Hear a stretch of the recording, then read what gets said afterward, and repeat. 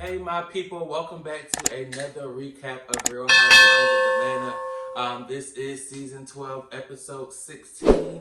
Before we jump in, y'all know how we get started each and every video. Make sure you guys like, comment, subscribe. When we're done with this video, make sure you guys subscribe, hit that little bell button so you get a notification each and every time that I post. Because we have some exciting things coming up. I'm actually going to start reviewing some other shows. So you guys make sure that you hit that bell button because I could be reviewing one of your favorite shows. We're going to go ahead and jump in and get started. Like I said, this is season 12, episode 16 of Real Housewives of Atlanta. We start this episode off with Eva's baby shower. Now, Eva's baby shower was really nice. I love the sunflower theme. It was just put together really well. When they pulled up in shady ass Bravo production, had to let you know that we are at Eva's friend's house. We are not at Eva's house. Now I get the whole be protected, baby donor for Marley doesn't need to know where they live. But it's like, okay, come on, girl, we ain't doing nothing at your house. And Nene was like, we've never been to Eva's house. We've never been invited over. All we know is that she goes from box to box to box to box. I'm like, damn, Nene, what Eva did to you? But that is true. We don't know where Eva live. Do we need to know? Do we care? I don't care, but that was just funny because she is from box to box to box to box. She had more addresses in Atlanta than probably all the ladies combined. She just moved there. But then all the girls started coming. It was, I don't know, a lot of these scenes, I guess I'm expecting more to happen. But this was the first scene in a while where all the ladies were together. I believe every castmate was at Eva's baby shower. But it was just like, it was lackluster. We did hear from Nene about her texting Kenya and Kenya not replying. Now let me say this. You cannot go in on somebody, call them or their baby a buffalo while they're pregnant, saying that her clothes is too tight while she's pregnant, just making up things as we go along. I know last week somebody hopped in the comments and helped me out, and it helped me remember why Kenya and Marlo started beefing. So shout out to you, thank you for that. But when Kenya left the last reunion that she was on, when Kenya and Nene tag teamed on Kim, I thought they were good. I was so confused of now all of a sudden there was beef. Nene was saying that Kenya was putting things out there on the blogs and that she unfollowed Nene or blocked Nene, trying to drum up some drama for her return. But no one noticed that. Like, no one cared that Nene got blocked or vice versa. Nobody cared. So I was so confused about, like, why are they beefing so hard? Like, where did that come from? But also, Nene, like, you were saying some below the belt things about her pregnancy, and then you want to send this random text because you've been to funerals and other well-known people have passed away, and now you feel like life's too short. We all have epiphanies when certain things happen in our lives, but just because you're ready to move past and ready to move on the BS doesn't mean I am. So no, I don't think Kenya was wrong for not texting Nene back. And just because you tried to use death and those other people that passed away to have a realization that, oh, I want to move past the beef. I ain't had that yet. I ain't ready to move on yet. So if I'm not ready to move on, you can't say, oh, that's nasty for me not to reply. I don't owe you okay. I don't owe you a K. I don't owe you a thumbs up. I don't owe you no reply. If I don't want to F with you, I don't want to. I think we have to understand as well that some people, as much as we want them to be friends, it's just not going to happen. I don't think that Nene and Kenya are going to be friends, and that's okay. Now, what y'all not going to do is make that a storyline for the next 3 seasons that Kenya and Nene are beefing. After this season, after this reunion, everybody say what they need to say. Let bygones be bygones. We coexist as co-workers, and we move on. Because you are not going to string us along season after season with Kenya and Nene beef. I'm just not going to do it. I'm not going to accept it. It's going to be unacceptable. I'm going to have to write the Bravos and Andy Cohen and let them know we're not going to tolerate no stale ass Nene and Kenya beef beyond this season. Y'all do what y'all need to do at the reunion, and then that's going to be that on that. So we go inside to play some games. Now, is it me? I haven't thrown many baby showers. I haven't hosted any bridal showers. But isn't that tissue dress game a bridal shower game? Now, I could be wrong. Somebody correct me. I was just so confused. Like, why are we making a dress for the baby shower? I don't know. Maybe that's something new, or maybe because Eva is a model and into fashion. Excuse me. Is a model and into fashion that we did the dress game. But I'm like, that's a bridal shower game. I don't know. I could be wrong. But Shamia, she did cheat. She did cheat with that bottle game, chewing a hole in that thing. Now, either you're going to play fair or you're not going to play fair. But I did want to see what the prizes was. Because, I mean, you ain't about to have all these baby shower games and I don't get no prize. And we know that Eva's still in financial ruins. So maybe Cynthia, gave up a couple dollars and ran to the Dollar Tree and got some cups and stuff to pass out. So wrong. I'm playing. I'm gonna be good. I'm not gonna go in that much. Oh, baby, did y'all see Nene Leakes tugging at her wig? Tugging at her wig during the whole game? That was a mood. I need that to be a meme. Somebody got to create that. Nene was tugging at her wig the whole time. They had me a little weak. So now we get to the appetizer, I say, of the episode. Kenya, but not what I'm trying to say. Candy sits Kenya and Tanya down to have a conversation. Unbeknownst to us, that 2 weeks prior, they did a little flashback that Kenya did apologize for calling Tanya a cunt. Now, I don't know if it's because I'm black like this and not like this, but why is that a bad word? I get that it's supposed to be like a play on words or words for like the vagina, I think. But I've never understood why that was a bad word. And I think in other cultures, if you're following me, that's a harsh derogatory term. But yeah, I'm like, okay, but Tanya took it hard. I understand. I guess it's the same thing as calling a black female the B word. But she just took it so far. But anyway, Kenya did apologize for that. However, Kenya is so delusional. It's like, as the season goes on, I think ever since that Cookie Lady incident and as the season goes on, Kenya is becoming less and less likable again.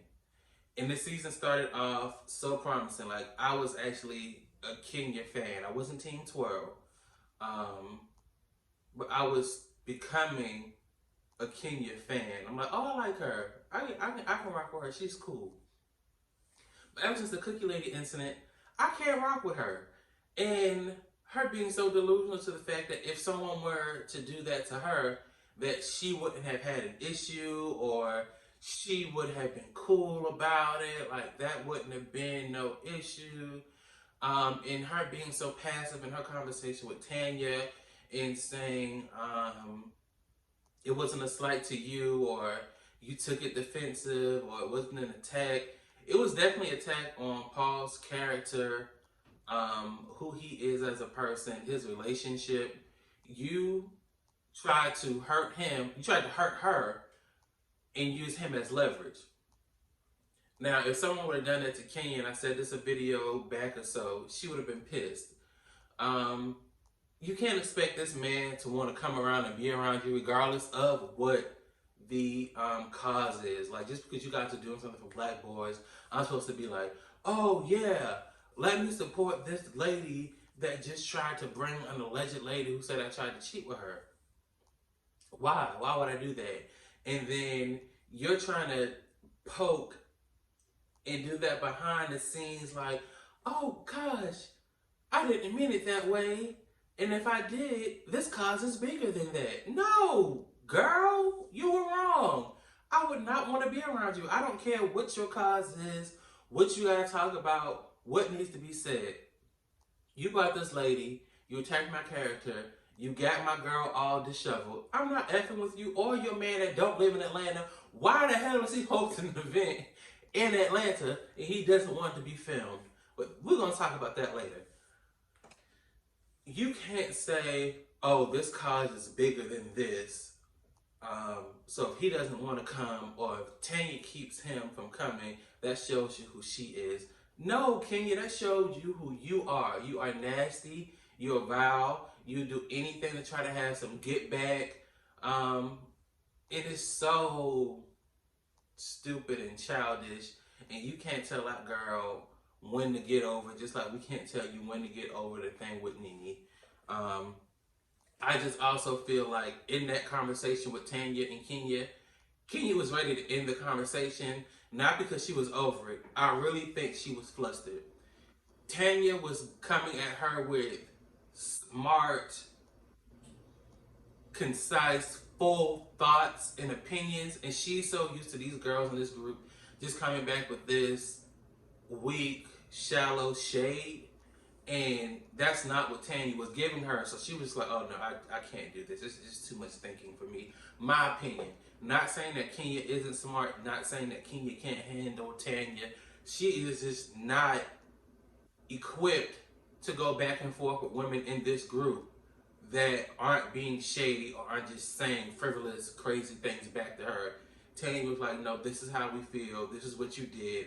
I'm smart enough to know this is what you did. And it's more than just surface level than with the other girls. They would have just stayed surface level. You brought this girl to me trying to mess up my relationship. Tanya knows that it's deeper than that. Kenya is smart. She knows what she was doing with this cookie lady. How that would affect more than just her relationship with Tanya and Tanya's relationship with Paul. It's deeper than that, and she knows that Tanya knows that, so it just threw her off. What I also want to say is, since Kenya came in the scene, I want to say her and Portia started together season 3 or 4. Everybody always threw these daggers at Kenya about, well, I have a husband, I have a child, I have all the things you want. And she would deny and deflect, oh, I don't want a husband that does this. Oh, I don't want a husband that does that. Oh, I'd rather be single than have a husband that does that. But as soon as she can use that phrase on somebody, and the only person that she can use it on is Tanya. Well, I have a husband, not a fiance, and a child. That is one of the most tired and most lazy reads and wackish shade that you can throw, because that man can leave you at any time. Case in point, what's going on with Kenya and Mark. You women have to stop. Let me go back. I'm sorry. I'm not telling women what to do, so let me clear that up. This is just my opinion. Women should stop using being in a relationship and having children as a way to attack other women. I say that because you can say, I have a husband, I have this, I have that, and then the next day that man can leave you. You can say, oh, I have a child. You want to be like me because I'm married and I got a child and da-da-da-da-da-da. You don't know what fertility issues this woman is having, why she can't have a child. You don't know what happened. Maybe she can conceive and can't carry a child. Y'all have to stop with those ignorant reads. One, nobody wants your whack ass marriage. Period. Nobody wants your whack ass marriage, and I'm speaking general now. This is outside of Kenya. Nobody wants your whack ass marriage, and nobody wants your badass kids. So stop saying that to other women about I'm married and you want this because I got no. It may be some jealousy that I can't have that or I don't have that, but it's not you, sweetie. A female can look at you and say, "Oh, I don't have that." Look at the same exact female and say, "Oh, I don't have that." It's not you. Don't get hot. Let me get off my soapbox. Anyway, we see Candy trying out or auditioning for a role for The Chi that she actually got. Yay, Candy! I don't have Showtime. I've never seen The Chi. I'm thinking about getting it because Candy will have a recurring role on The Chi, and it is one of the not main characters, but right under the main character. He's playing somebody's mom's girlfriend. I think she's playing like a stud or something. But she got the role in The Chi, so yay to Candy. Cynthia and Kenya sit down and talk about their relationships, and they're kind of comparing their men. And Kenya is, I feel like she's coming from a good place and trying to get some solid advice. I just feel like it's weird coming from Kenya. I don't know why. I can't explain why it is. To me, it's just weird, but that's coming from Kenya. But Kenya poses a question about men cheating. So this is a question that's been going on for the beginning of time. Do you think man or female, male or female, do you believe that once a cheater, always a cheater?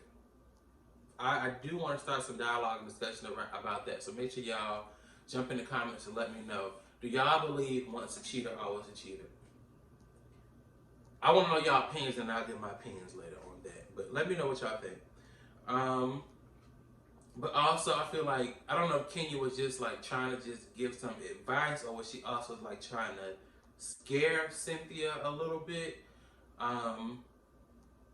Because I think that, I want to believe that Mike is going to do right by Cynthia. They seem like they're so in love in the way they met. It seemed like they are going to last. I hope they are. I'm not sure. So I just hope her advice was coming from a good, friendly place, and not I'm trying to scare you and make you second guess your relationship or analyze things that don't need to be analyzed, So we are getting ready for Mark's event. Now, granted, I've only lived in the greater metropolitan Atlanta area I've been in Georgia for 6 years now. May it make 6 years. I've never heard of the Black Lab experience. So it's just so weird that none of the guys seem to be aware of this foundation. And not saying that you have to know every foundation, because in large metropolitan areas, they have so many of the same types of foundation that do the same work. I'm not saying that the work isn't good, it doesn't need to be done, but I digress. But how none of these guys that live in Atlanta and they're like in the community and doing things know about the Black man lab or the Black boy lab, but they find this man that does not live here, Mark, that lives in New York, that's visiting only because his wife is here, and choose him to be the spokesperson. Or did Mark find it? I don't know. But we're getting ready. Kenya is picking out Mark's clothes. I don't understand how he's so frustrated with her. Like, you gave me 3 days. In 3 days in normal people world, maybe I can just run to the mall, I can run to Saks, I can run to Gucci and get the stuff real quick. But with her, with filming and probably promotions and having a daughter, and stuff probably slipped to the wayside. But you give your wife 3 days to pick your outfit out, and you complain about everything. If that was going to be the case, boy, pick it out yourself. Like, why? Like, I didn't get that. And when he was saying when he was rolling his eyes at her and when she wanted to get dressed. You've been married or with this woman for 3 years now. You don't know that yet I'm going to start getting ready before you because it's going to take me longer. Like, how are you upset or annoyed that she's going to go get dressed before you? That doesn't make sense. You would want her to go ahead and get started. So hopefully we can probably leave together. Or if you come after me, it's only 30, 45 minutes after me. Mark is weird. I still don't think he's mean. He's a little different. He's a little different. He's a little different, but I didn't get that. Also, with them setting up for the event, I don't think Mark understands, like, one, this is a TV show, so I need all of the girls to sit together because I don't need camera crew at table 1, table 5, and table 3. I just need them at table 4 and table 5, like right there with each other. He's mixing up and changing stuff. You could tell she was a little annoyed, and that's the most vocal I've heard Kenya be with Mark, when she's like, okay, let me handle stuff, and when I do stuff, leave it. So we get to the event. Those outfit choices was so weird. I'm like, what type of charity event? Eva looked like she was going to Target. Cynthia looked like she's going to the BET Awards. Candy looks like she's going to I don't know. I don't know. Everybody's outfit was so all over the place. I'm like, what is this event? Like, what was the dress code? What's their dress code? How you dress for a charity event? Todd has on jeans. I'm like, what is going on with these outfits? But there's so much mixed up with the tables. I don't think Tanya had a seat. Marlo, I don't know what happened with her. With Marlo's situation, I understand her getting frustrated, but I don't understand her getting frustrated that quick to where as soon as you come in, your table is in the back by yourself and you want to leave. Like, you didn't stay to figure nothing out. You didn't. You're just ready to go. And then we get down to the good part. Mark does not like Kenya. Mark does not want to be in a relationship with Kenya. Mark does not respect Kenya. Now, again, this does not make Mark a bad guy. You see, I'm just trying to... I'm just trying to, stay on my point and keep my point together from last week. I'm starting to lean towards he's a mean guy, but I digress again. I don't think this relationship is ever going to work. Because right now, she's saying that they're reconciling. But I don't get, how do you go up there and greet everyone, talking about Mark, and say all these things, and you don't give your wife a shout out? Now, I get that, things slip your mind, and you up there, and you thinking you want to make sure you hit the right things, say the right things to the right people.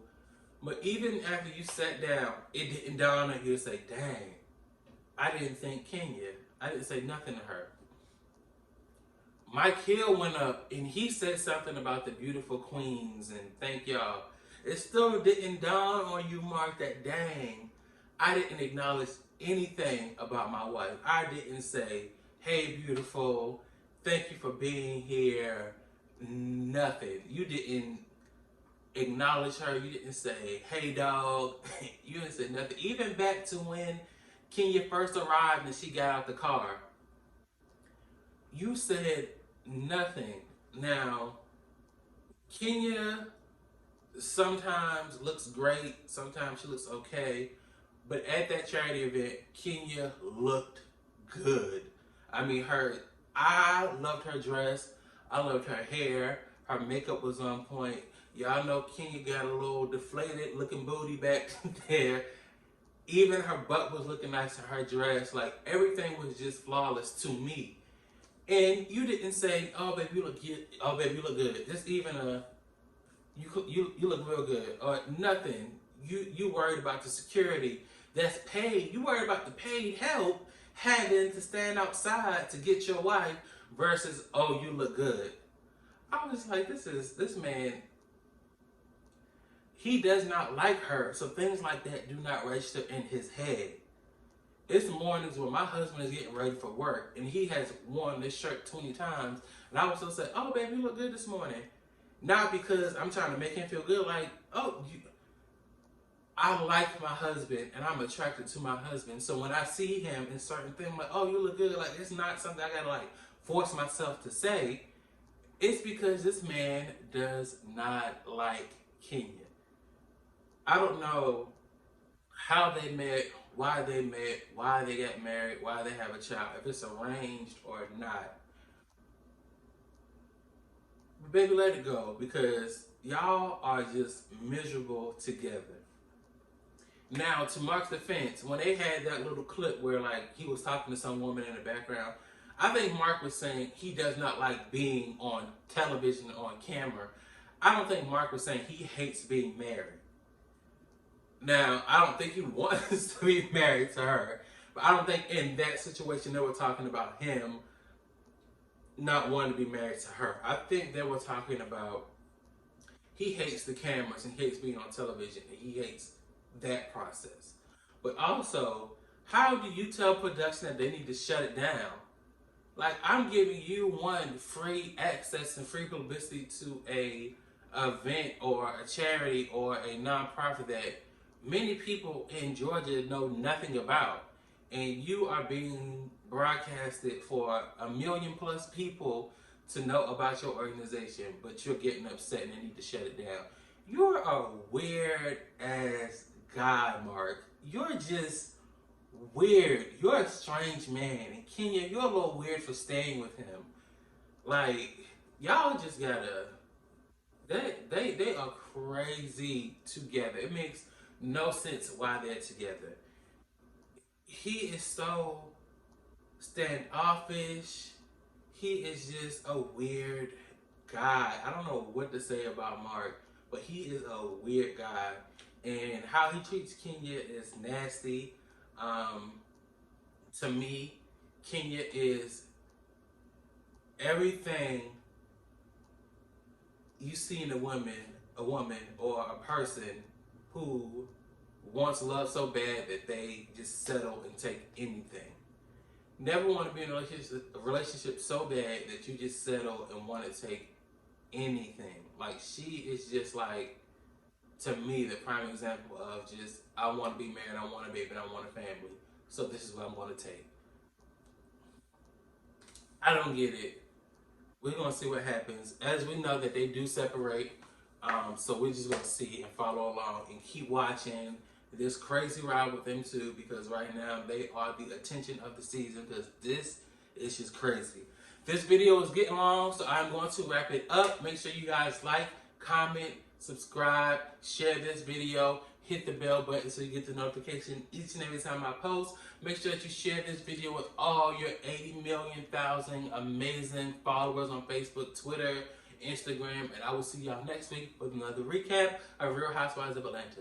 Peace. Love you. I may not be able to control who's on the invite list, but I can control who I can interact with.